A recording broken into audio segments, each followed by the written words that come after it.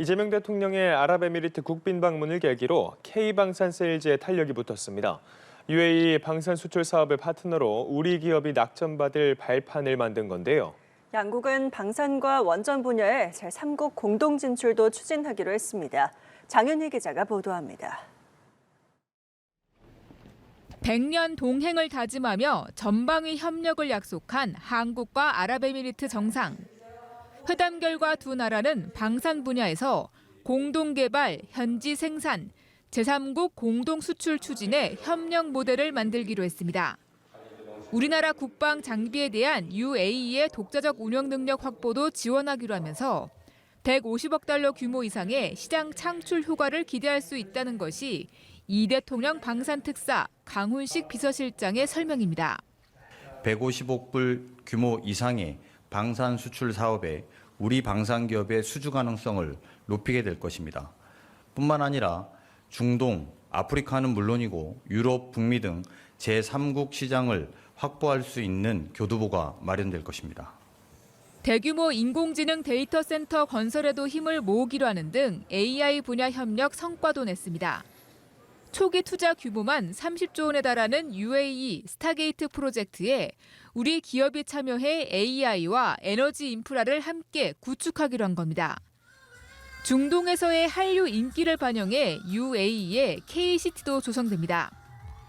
대통령실은 이번 정상회담을 통해 방산 수출 150억 달러, AI 협력 200억 달러 등 350억 달러 규모의 새로운 시장이 열렸다고 기대했습니다. 또한 현재 K컬처를 704억 달러 규모의 시장 가치로 환산하며 이를 더하면 1천억 달러가 넘는 거대한 시장이 된다고 평가했습니다. 양국은 AI, 원자력, 바이오 헬스, 지식자산 등 7건의 MOU를 체결하며 이러한 협력 구상을 구체화했습니다. 이번 국빈 방문 계기에 한국전력과 UAE 원자력공사가 제3국 원전시장 공동진출 협력 MOU를 체결하였습니다.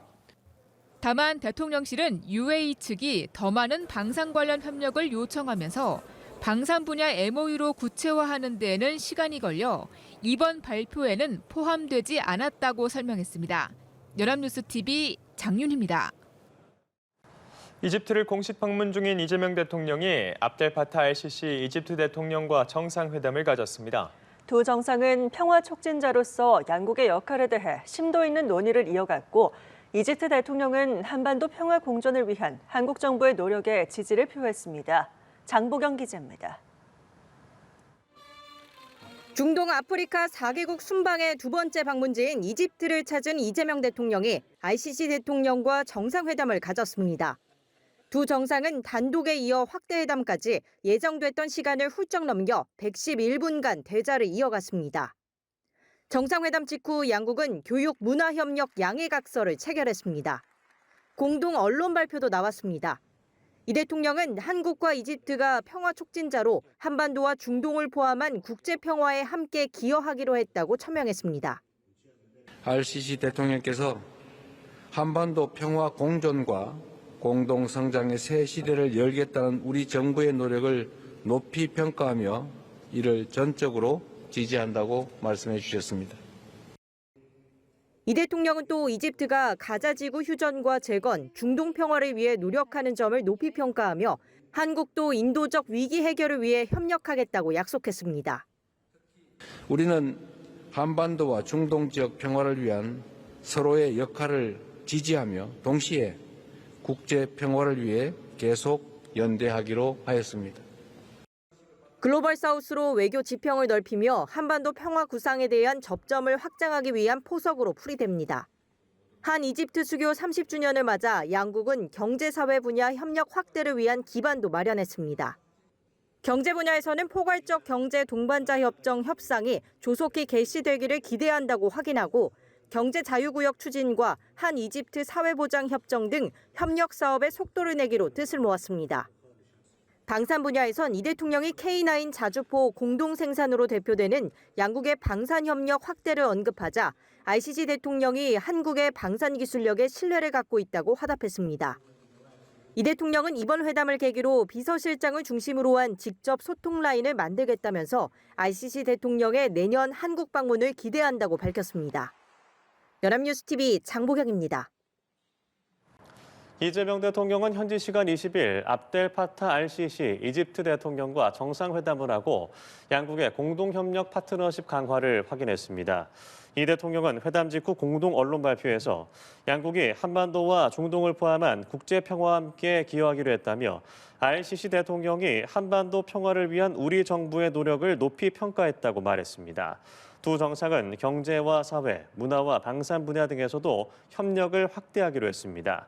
특히 방산 분야와 관련해 RCC 대통령은 양국 간 공동 생산 등 호혜적 협력이 추진되기를 기대한다는 뜻을 밝혔다고 이 대통령은 전했습니다.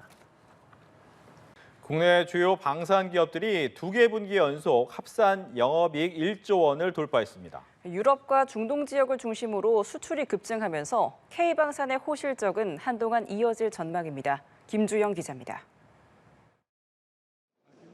국내 방산 4사의 3분기 합산 영업이익은 1조 3천억 원에 육박하는 걸로 집계됐습니다. 지난해 같은 기간보다 70% 넘게 증가한 겁니다. 방산 4사는 2개 분기 연속 영업이익이 1조 원을 넘기며 실적 고공행진을 이어가고 있습니다. 호실적의 핵심은 수출입니다.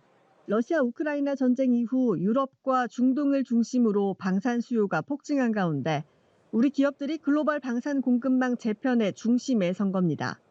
가장 실적이 두드러진 한화 에어로스페이스의 경우 3분기 영업이익이 약 8,500억 원으로 4사 합산 영업이익의 3분의 1을 차지했습니다. K9 자주포와 천무 다연장 로켓의 폴란드 수출이 본격적으로 실적에 반영되면서 수익성을 크게 끌어올렸습니다.